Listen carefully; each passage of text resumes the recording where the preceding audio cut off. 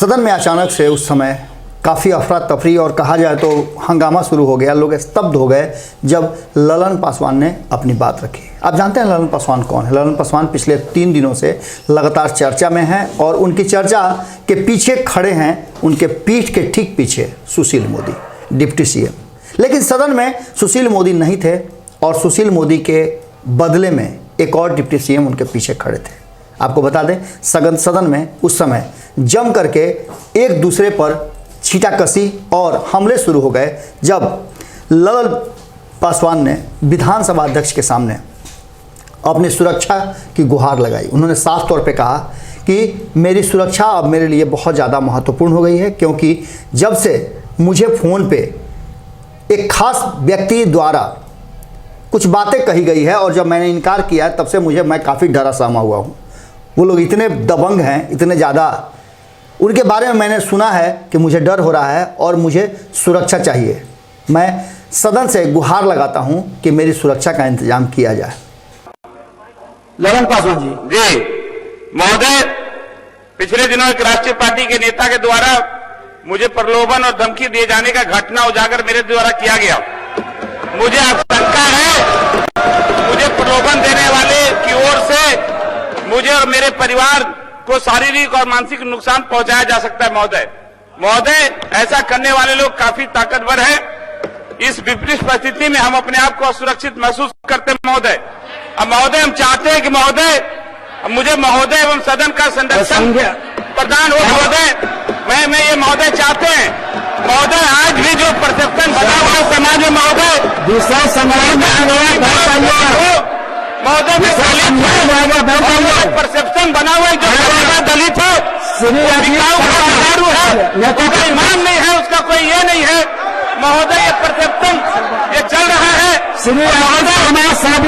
महोदय का और सदन का संरक्षण चाहिए महोदय। मुझे आशंका ये लोग काफी ताकतवर लोग हैं और ये कुछ भी कर सकते महोदय।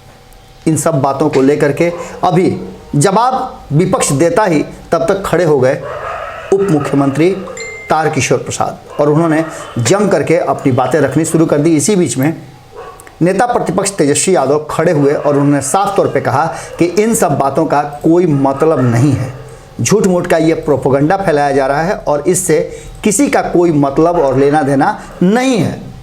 उन्होंने साफ तौर पे कहा कि विधानसभा चुनाव से पहले जिस तरह से मुझ पर आरोप लगाए गए थे और एक हत्या के मामले में 2 जगह प्रेस कॉन्फ्रेंस करके मुझे झूठ मूठ का फंसाने का प्रयास किया गया, उस सारी दुनिया ने देखा।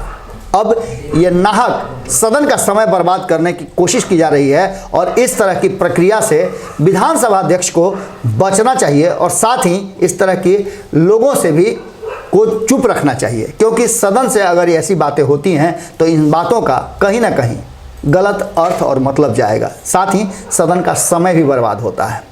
अब देखने वाली बात होगी कि आमने सामने आए इस मुद्दे को लेकर के मुख्य मुद्दे से भटक गए हैं।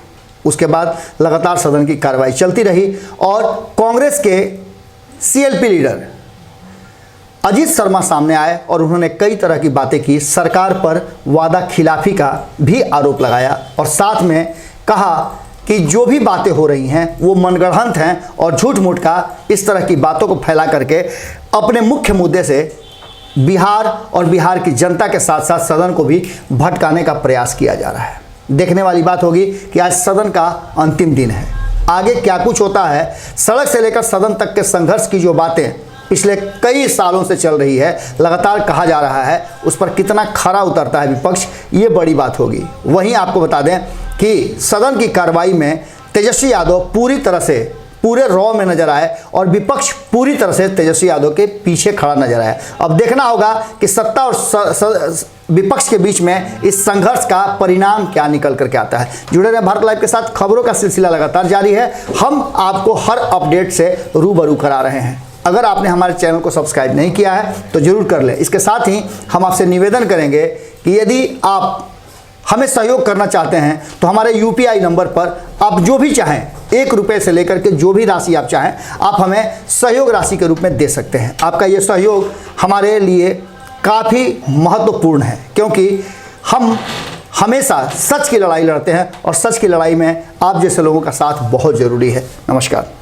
अगर ये वीडियो पसंद आई और वह बिहार के राजनीति और बिहारियत से सरोकार रखेनी तो सब्सक्राइब बटन दबा के चैनल के सब्सक्राइब कर ली। ओजे एगो घंटी बा, ओकरा बटन दबा देला से कुल सटीक और मारक खबर रुआ मुफ्त में मिल जाई।